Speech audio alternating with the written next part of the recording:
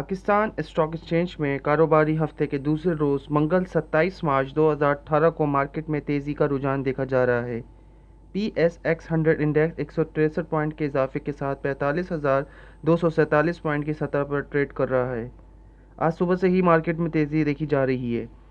सुबह से अब तक मजमूई तौर पर 259 कंपनियों के हिस्से के भाव का कारोबार हुआ, जिसमें से 161 कंपनियों के हिस्से के भाव में इजाफा, 98 कंपनियों के हिस्से के भाव में कमी, जबकि 10 कंपनियों के हिस्से के भाव में कोई रद्द-बदल वाक़ई नहीं हुआ। मार्केट माहिरीन का कहना है कि मार्केट में उतार चढ़ाव का सिलसिला आइंदा भी जारी रहेगा।